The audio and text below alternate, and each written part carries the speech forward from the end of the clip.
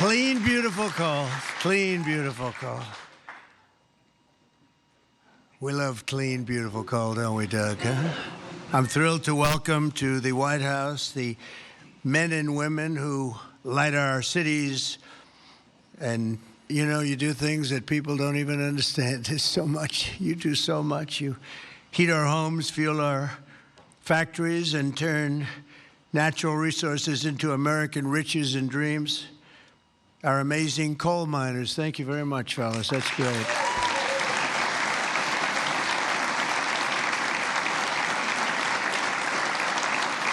And I know you well. I know you well. I think I get about 97% of your vote. And you wouldn't want to do anything else. You wouldn't switch with a guy who had a beautiful penthouse apartment on Fifth Avenue. You wouldn't switch with that me. That was me. I had a nice, easy life. And now I decided to do this.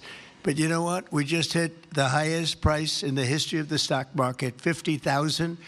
And a lot of people are getting rich with your 401ks and everything else. So our country is back. We have the hottest country anywhere in the world. So it's pretty cool, right? So I want to just tell you, I really appreciate you being here. You're special people. You got mistreated very badly for a long period of time. But you've never had a better friend in the Oval Office than me. And I'm proud to officially name the undisputed, when did this come out, Mr. Speaker? The undisputed champion of beautiful, clean coal. We have to proceed. Always, I don't use the word coal. It needs a PR job because it had a bad reputation for a while. So we're not allowed to say the word coal anymore. It has to be preceded by beautiful, clean coal, okay? We're cleaning it up. Very good. And we're delighted to be joined by Secretary Doug Burgum, who's done a fantastic job from the great coal mining state of North Dakota. And thanks as well to Speaker of the House, Mike Johnson, a fantastic guy who's doing a great job. Thank you, Mike. EPA Administrator Lee Zeldin. He's our secret weapon. He's getting those approvals done in record-setting time. True. Great Senators John Barrasso and Jim Justice. Thank you very much for being here. Hi, Jim. Been a long time, Jim. You're looking good. Shelley Moore Capito. Thank you, Shelley. Thank you very much, Johnny. Marsha Blackburn, Bill Hagerty, Ted Budd, John Husted, Bernie Moreno, and David McCormick, all here. Great senators, every one of them. Great senators, representatives of the House. Jim Baird, Troy Balderson, Andy Barr, Dave Taylor, Warren Davidson, Troy Downing, Morgan Griffith, Brett Guthrie, Harriet Hageman, Mike Kelly, Dan Muser, Scott Perry, Carol Miller, Dana Harshberger, and Riley Moore. Boy, that's a good group of people. We have some others in here, too, and I'm not going to say it's just too many. Don't get angry at me. I'll never get their vote again. It's very dangerous. I also want to thank the president of the Washington Coal Club, Michael Day, CEO of the National Mining Association, Richard Nolan, along with many of the greatest business leaders in this powerful industry and a great industry it is. But of course, the most important people here today are those who get their hands a little bit dirty to keep America running at full speed, our frontline coal workers. And I'm pleased to report that in the first year of my presidency, real wages for the typical miner increased by more than $2,200. I'd say that's pretty good, right?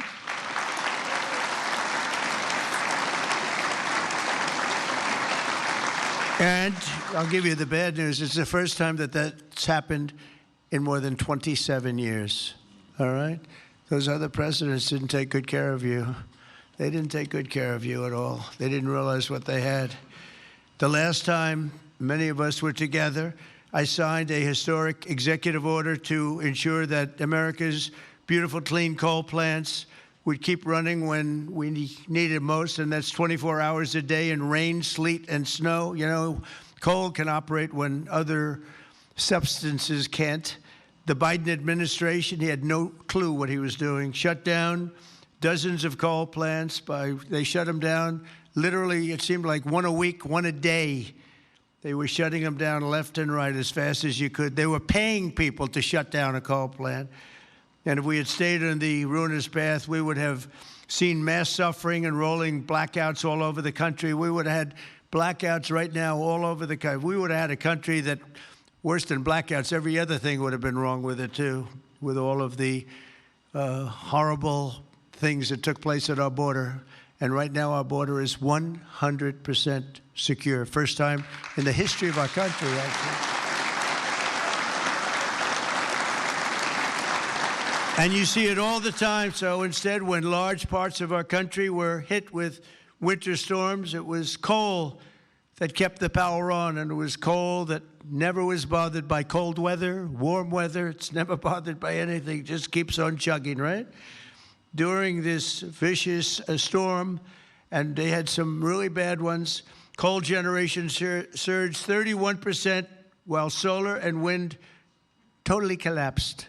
I'm not a big fan of those crazy windmills that are all made in China. You know, they're made in China, but not used by China. Let's look for a couple of wind farms in China, see if you can find one. They sell us those things for fortunes, but we don't do them anymore. Have we done any this year, Doug? We're not going to do any, hopefully, for 4 years in this country. They're losers. They lose. You're supposed to make money with energy, not lose money with energy. And they lose a lot of money.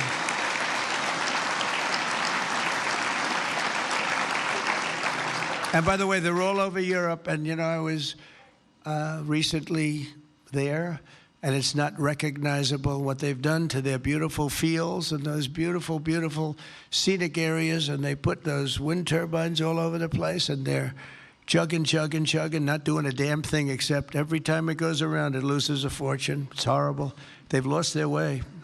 Not recognizable. And then I wonder why they don't like me over there. But you know who likes me over there? The people like me over there, I can tell you, because they know I'm right. More than 200 million Americans across 35 states were impacted by the storm, and the only reason most were able to take a hot shower was thanks to the power provided by the most reliable, dependable, and really dependable form of energy that we have, and that's clean, beautiful coal.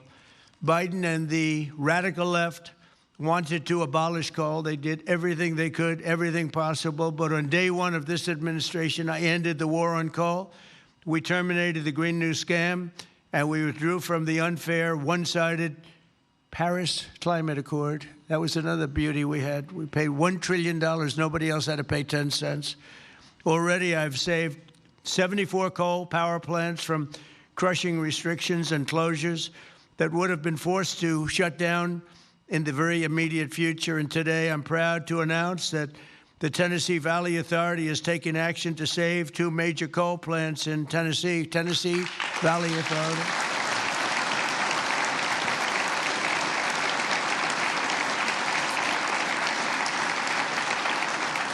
The plants are the Cumberland Fossil Plant and the Cumberland City.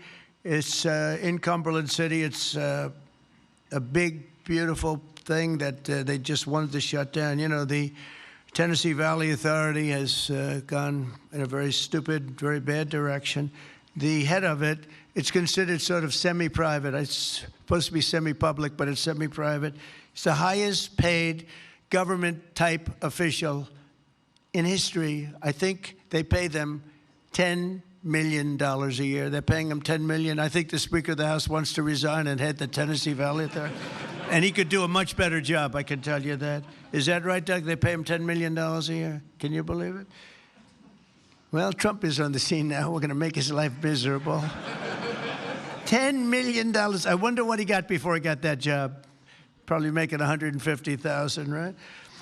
And the Kingston fossil plant in Harriman, Tennessee, so they're going to remain open, and they're going to be vibrant. They're going to be improved, built up, and continue to do all the things that they do.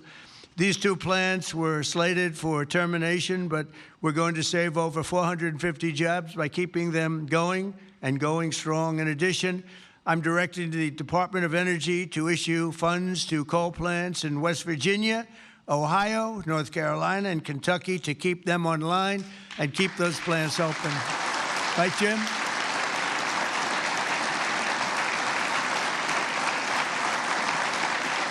And very importantly, we're also bringing our coal mines roaring back to life. Under 4 years of the Biden administration, Sleepy Joe, not a single permit was approved for a new coal mining project. Think of it. 4 years, not one permit. They were all being disapproved, actually. So not a single permit was approved. I didn't know that. But in 1 year of Trump, we've already approved over 70 permits for very big, very powerful mines that are going to be with us for many, many years to come. And we did that over the last 30 days. We did more than half of them because we have the system going now. It's a very reliable source, great source. If you look at some of the most prosperous places in the world, they run on coal. Since I took office, coal production is up by nearly 4 million tons a month after falling for decades. I mean, literally decades. Coal power generation is up by nearly 15% in my first year, and that number is going to be about 25 or 30% this coming year, at least. These pro-American energy policies are bringing energy prices way down. You see what's happening even with gasoline. I was in Iowa last week, and it was $1.85 a gallon. And many of them are $1.99 and $1.91 I saw. We have them under $2 a gallon now. A little while ago, just a year and a half ago, they were at $3.50, $4, $4.50. In California, $7 because of the crazy taxes. Coal is one of the lowest priced energy sources, and it's probably considered by almost everybody to be the most reliable. It requires no subsidies because you make money with coal. More coal means lower cost and more money in the pocket of the American citizens and in the pocket, frankly, of the United States of America. That's not bad. Every once in a while, we have to take care of our country, right? With us today is Kayla Blackford, who drives a haul truck at Bear Run Mine in Duggar, Indiana. Great state. We love Indiana. I only like states that are one so big, you know. I want to pick them. No, I like them all. Where she has worked for 5 years, and she's joined by her wonderful husband, Eric, who also works at the mine, and their really incredible son, Isaac. And Kayla, if you could come forward, I'd like to just have you say a few words, please. Come on up. Where's Kayla? Kayla? Oh, hi, Kayla.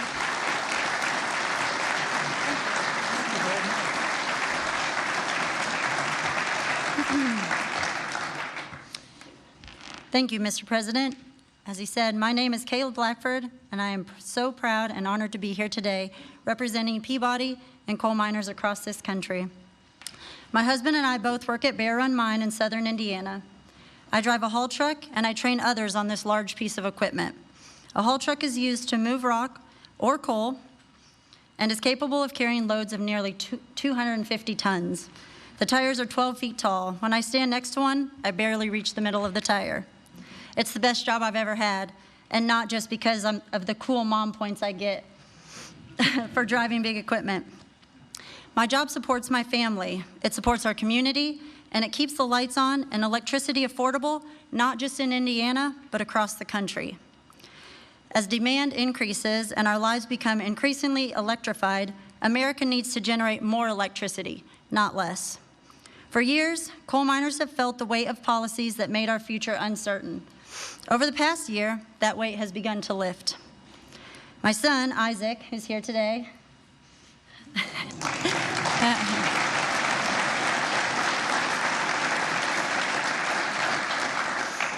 has friends whose parents also work at Bear Run. And when you grow up seeing huge mining equipment from the road, like Isaac and his friends do, you dream about the day when you get to run that equipment. When a mine closes, families don't just lose their jobs. They're often forced to leave their communities, their schools, and their support systems behind. The common sense policies to keep coal plants running implemented by this administration mean that my husband and I can keep working, stay where we are, and continue raising our son in our community that we call home. And the impact is even greater than that because you, Mr. President, have single-handedly kept utility prices affordable, the lights on, and our jobs alive. We are real people under these hard hats. On behalf of America's coal miners, thank you, Mr. President, for recognizing the value of coal and the value of the people who power this industry every day. Thank you, Kayla. Thank you so much. So nice to meet you. Thank you very much for all of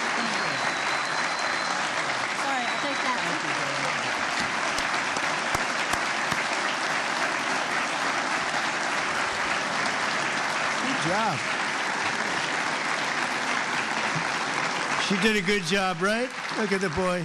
He's so proud of Mom, huh? Did a good job? Couldn't do better, right? Anyway, thank you, Kelly. That's really nice. Thank you very much. Coal is also critical to our national security, vital to everything from steel production to shipbuilding and artificial intelligence. It's incredible what's happening with coal. And it's also incredible how clean they're able to keep it now with all of the new techniques. By using it, they're able to do things environmentally that are amazing. You see that. That's why I'm also pleased to announce that in just a moment, I will sign an executive order that directs the Department of War to work directly with coal plants on the new power purchasing agreements, ensuring that we have more reliable power and stronger and more resilient grid power. And we're going to be buying a lot of coal through the military now, and it's going to be less expensive and actually much more effective than what we have been using for many, many years. And again, with the environmental progress that's been made on coal, it's going to be just as clean. As some of you may know today, February 11th is Thomas Edison's birthday. There could be no better way to honor the legacy of the man who lit the world. Did you know that? The man who lit the world, Isaac. Do you know that? You ever hear of Thomas Edison? A little before your time, slightly.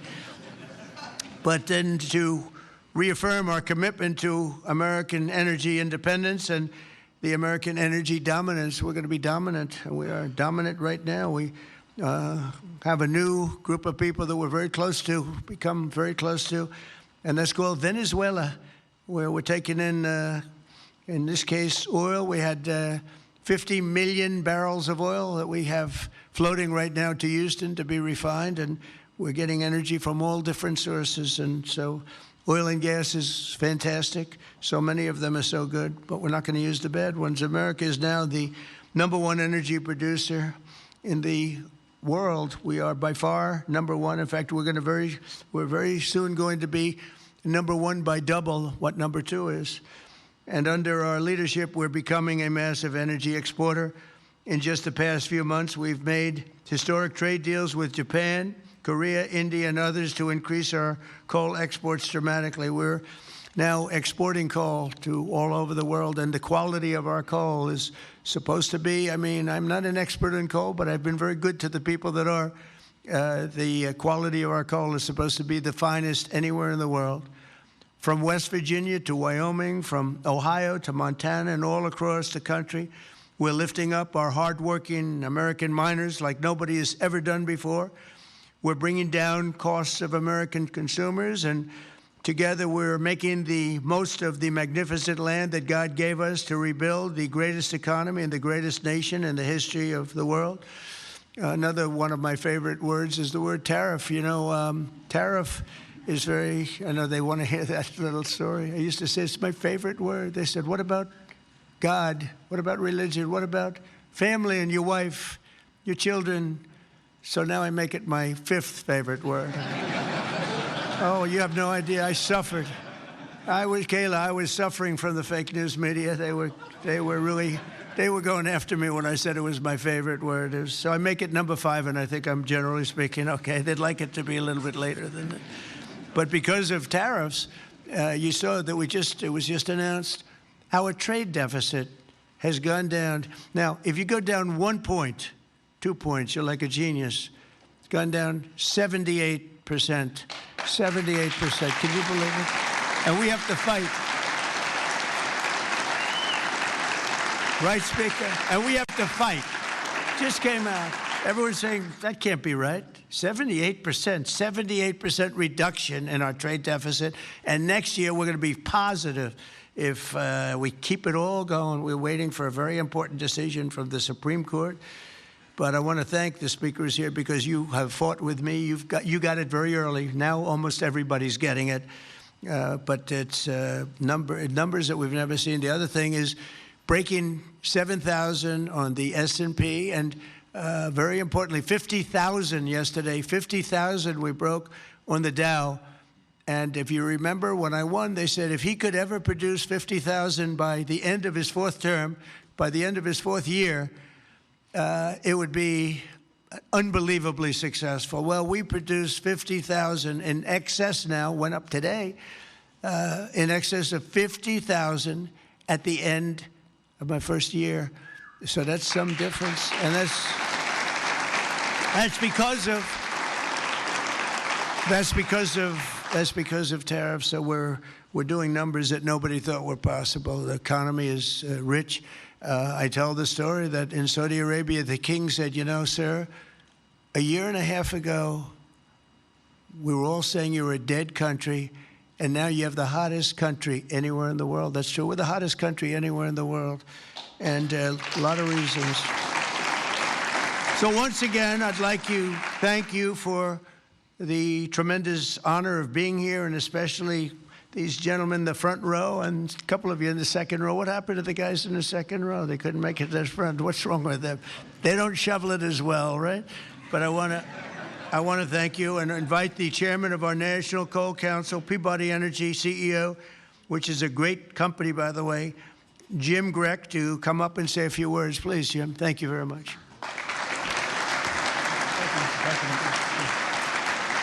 Taylor's a tough act to follow. Mr. President, we stand here today representing the thousands of coal miners across the country to express our deep gratitude to you, sir, for the actions you've taken to support our industry. Your leadership and decisive actions have sent a powerful message. We have a president who, more than any other, deeply understands the importance of coal in supporting the future of this nation. Sir, you know what most people don't. The U.S. has more energy in its coal than any nation has in any single energy source. We have more energy than Russia has in its gas, and we have more energy than Saudi Arabia has in its oil. Yet before you, sir, presidents were afraid to allow coal to help keep electricity abundant and low cost. And Mr. President, that changed with you. We saw the impact of your wise policy in real time during the recent winter storm as temperatures plunged and demand surged. The coal plants you directed to keep open provided the stability and resilience that the grid needed.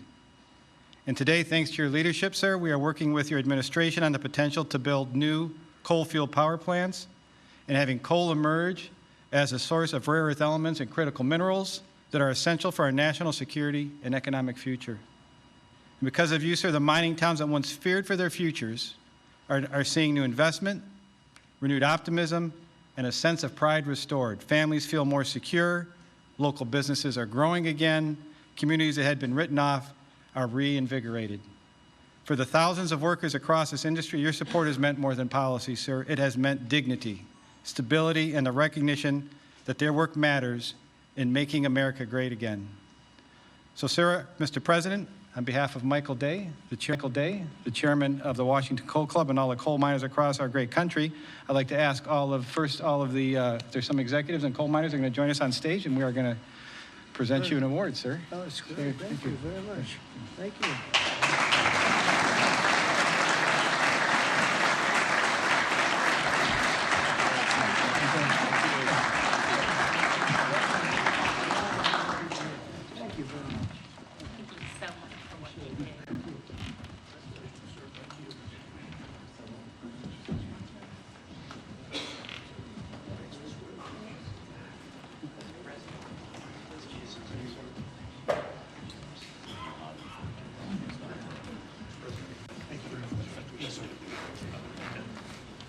Thank you, fellas, very much.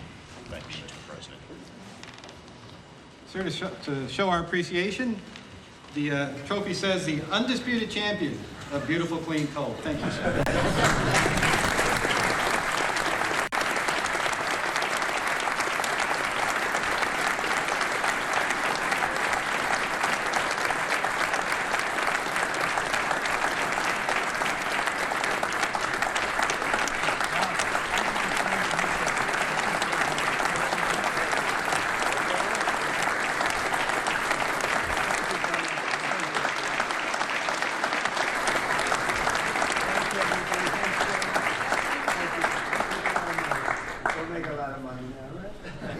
Great to bring it back.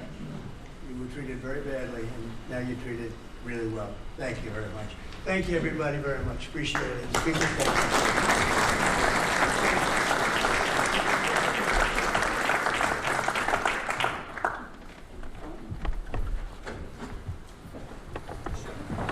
We don't use auto pens. There's no auto pen. Okay, come on up. That's great.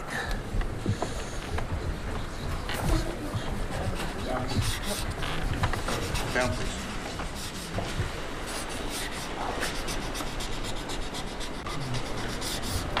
Okay.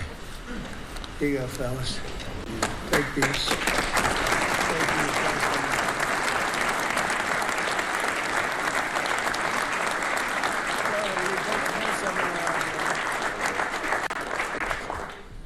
There you go. I'll get up. Okay, come on. You guys okay? Yes. Speaker?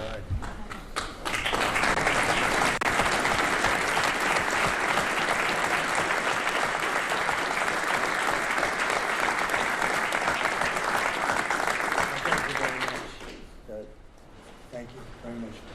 Good luck. Make a lot of money. Have a good time. Thank you.